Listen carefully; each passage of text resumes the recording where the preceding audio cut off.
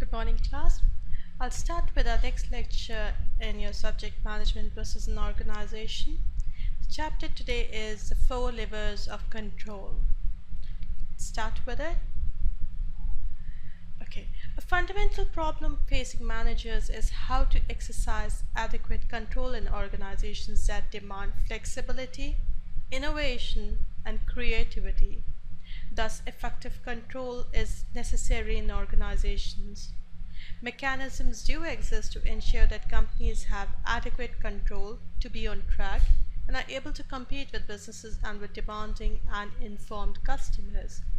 These days, in organizations, there are some problems. There are fundamental problems. These existed previously as well, but now in era of globalization, it is far more than around probably what it was 30 years ago. These days, organizations have to be flexible. They need to accommodate. They have to be innovative. They have to have new ideas and have to be creative. So if they are not creative, they have to be, rather. If they are not, they go out of business. So they have to ensure that processes are there to maintain flexibility, to see that innovation is being done, and they have to be creative. Because what happens, they have to compete with businesses. They know there are many businesses, there are many organizations in the same business, and with demanding and informed customers. We all are customers, we know how demanding we are.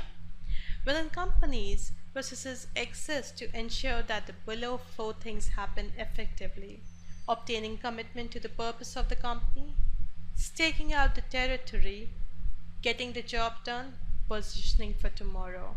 So a business has long-term and short-term goals.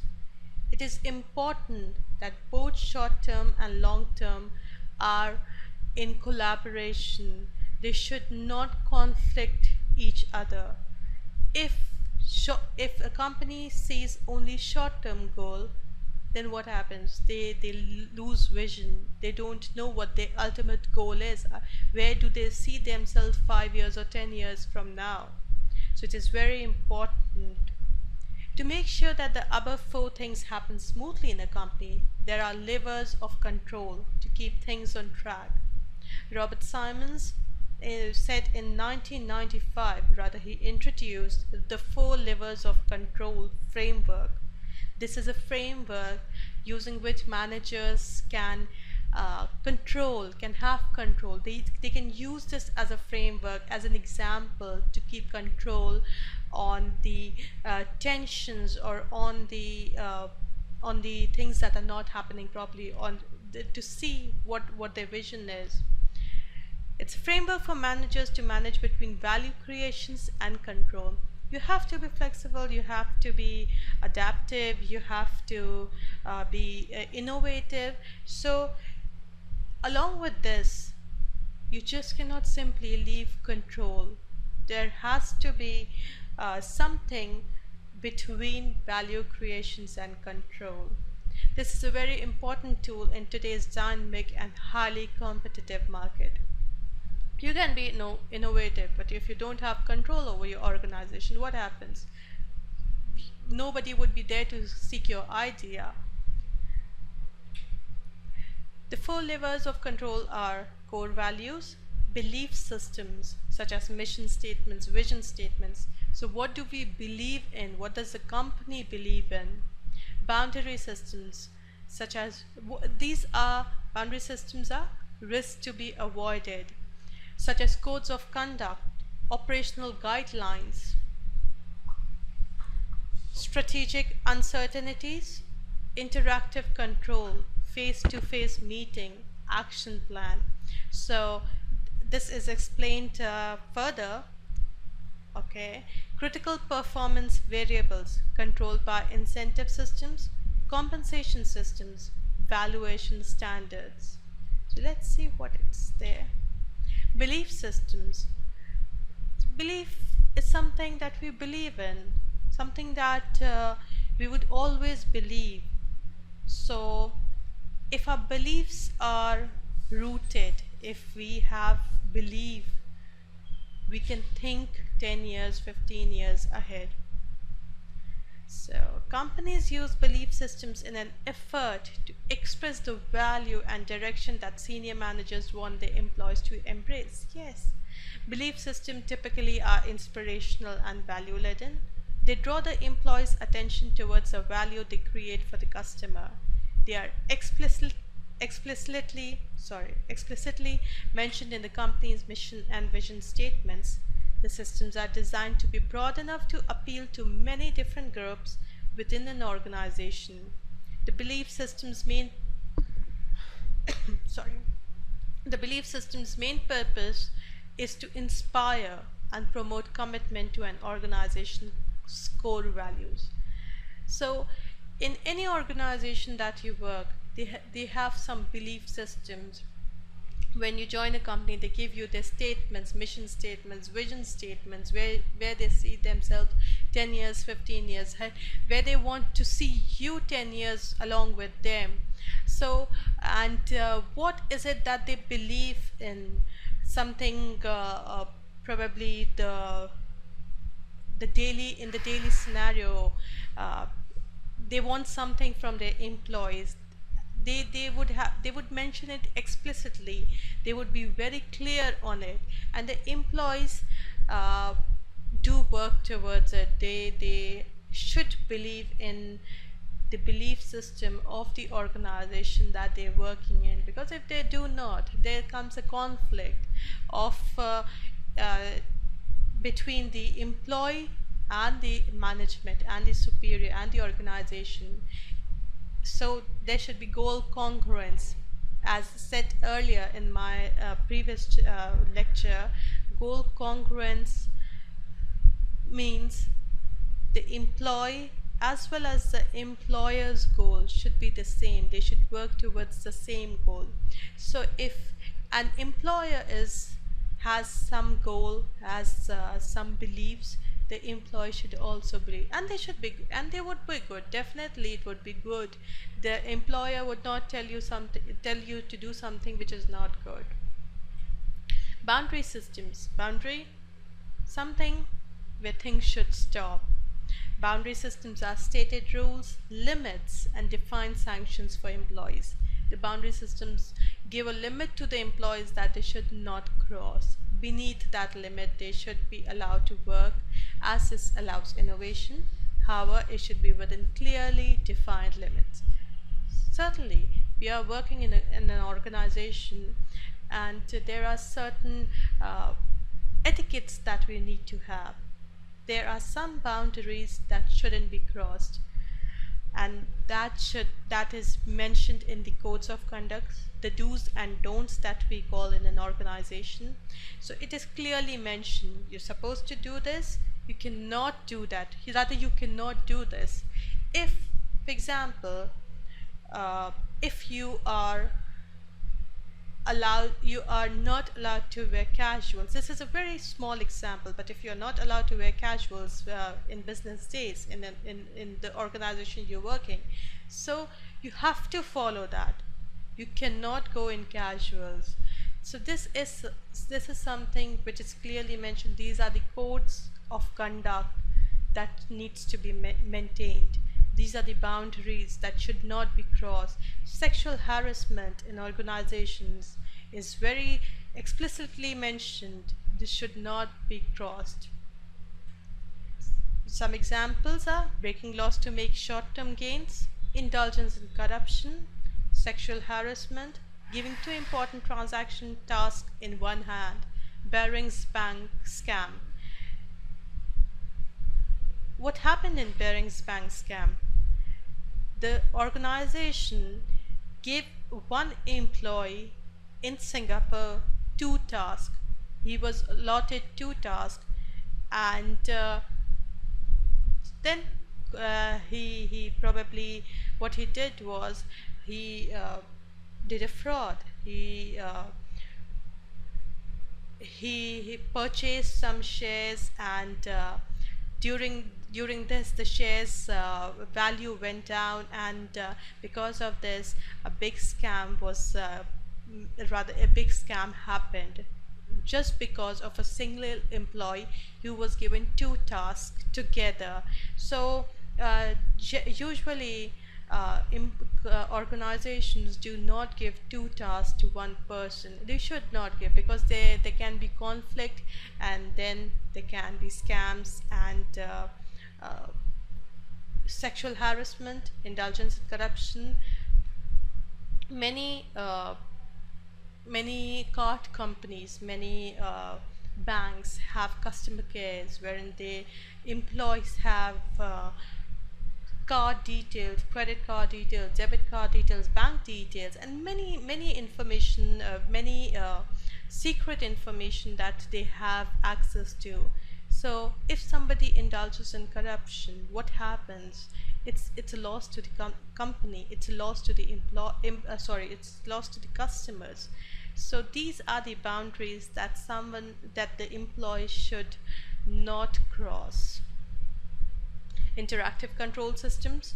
The interactive control systems assist departments in having better interaction, as interaction between different layers of management in an organization improves control. You have you are in touch with the ground reality. You know what's happening.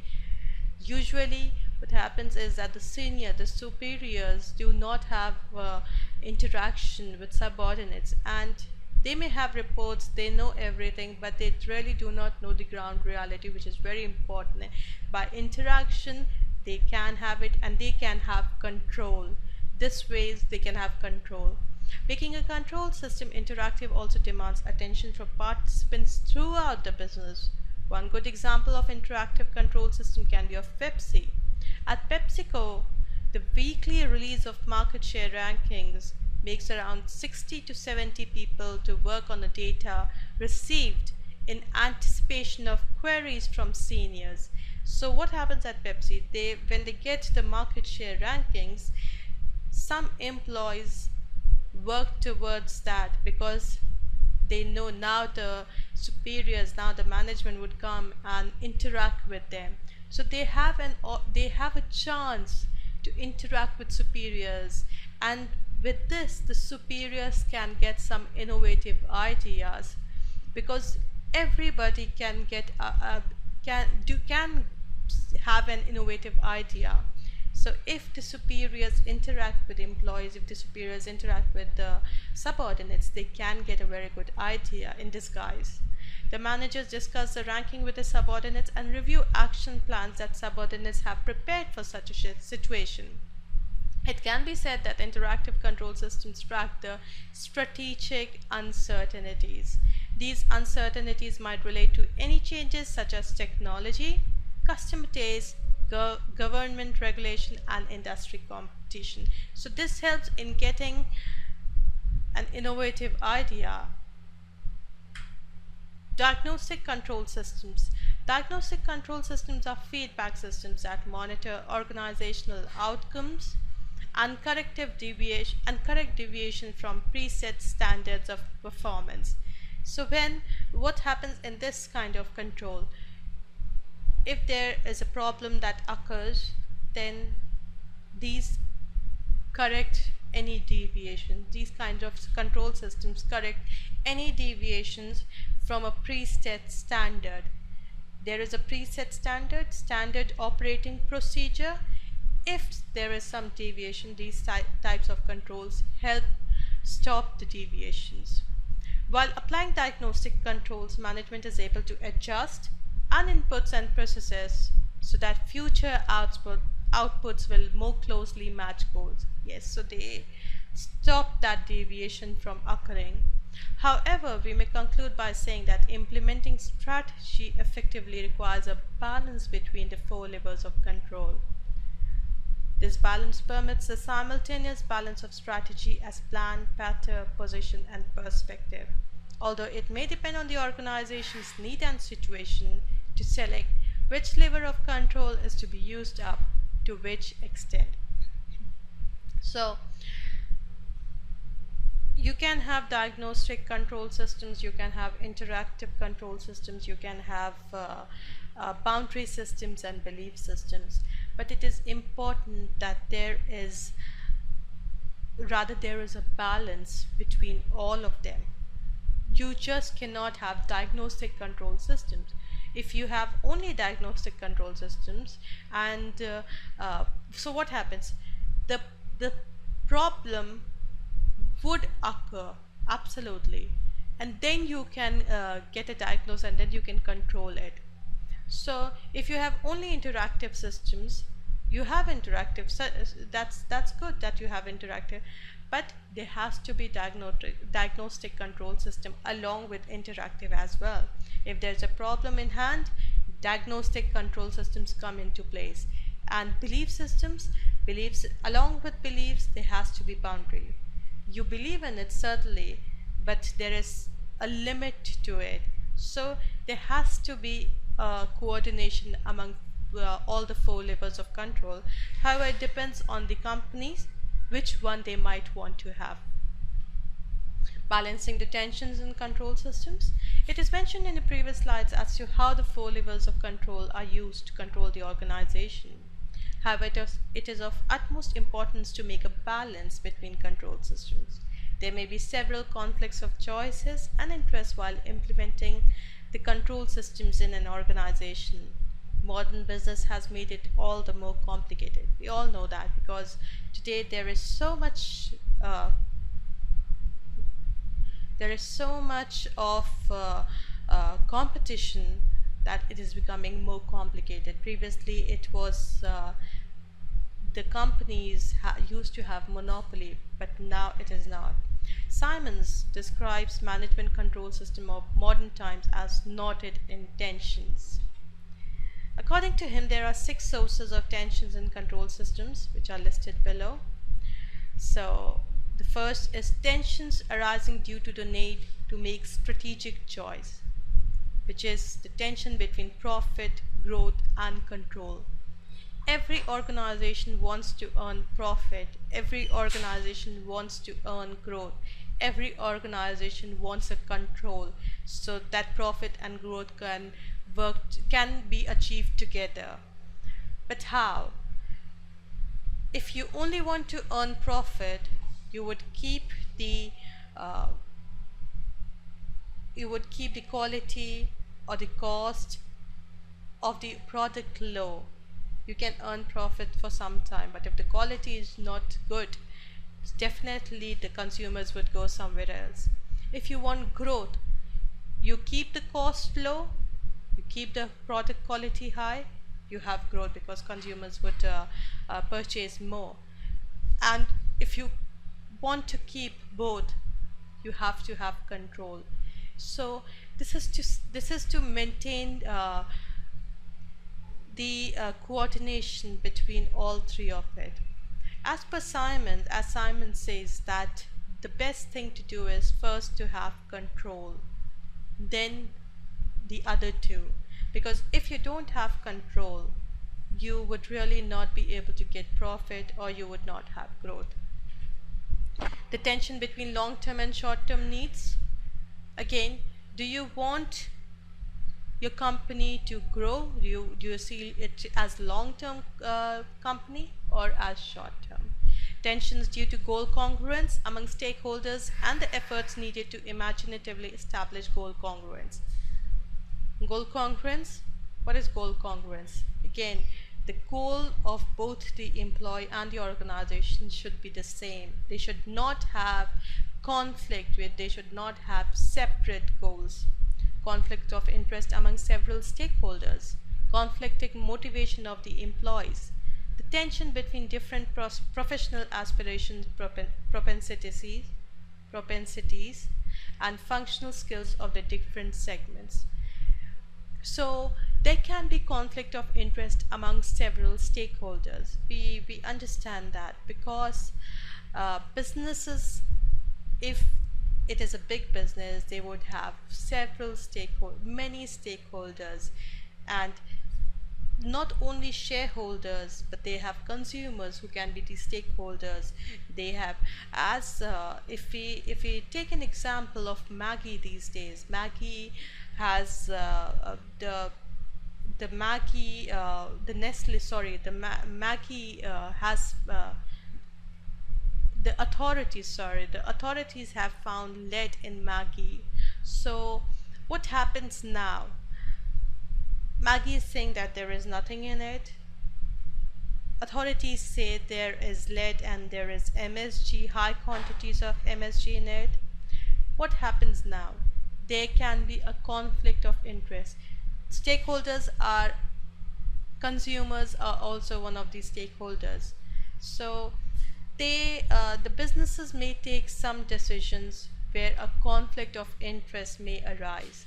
We would like to eat Maggie as consumers, but now that we have come to know that there is MSG, there is lead, we may be hesitant, or we may be reluctant to eat that. So there would be conflict, there would still be conflict among several stakeholders, but it is for the management to decide. It is for them to coordinate.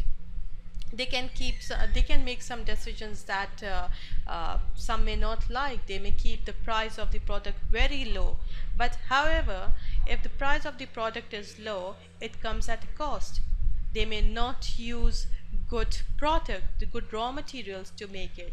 So these are some of the conflicting motivation of the employees. An employee has several motivations. Some people may work only for money.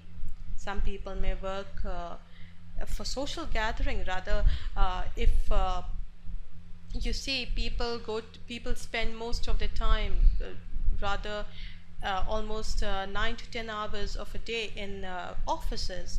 So they have to have a good environment there. Some people may work for money, they may earn good money. However, what is the motivation of employees who are working in the organization? They may have conflicting motivation, so that also needs to be taken care of. Professional aspirations, people may have different professional aspirations. Somebody may want growth, somebody may want only money. They may not want growth, but they may want good salary.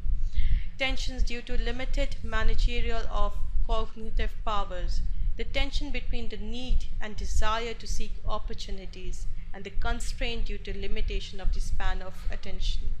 So any manager has limitations of powers, and they may need any manager would have limitations in powers. So in these times, they have to give response. They have this gives them a lot of pressures, but they have to rather come out of it. They have to understand that they have to in this pressure, in this conflicting situation, they have to take decisions which are good for the organization. So harmony, it is very important that harmony is maintained between all these kinds of situations. Managers have to take decisions, conflicting interest of stakeholders. Then there are different professional aspirations. Employees have different motivation. A manager has to take decisions in such pressures. However, it needs to be done. Right, so today we have understood how a control, there has to be control, but it definitely needs to be coordinated. The four balances of control, the four levers of control have to be balanced. There cannot be just one lever in one organization. You and So it really needs to be maintained. People, these are some of the questions that you can work on, and that's about it. Thank you.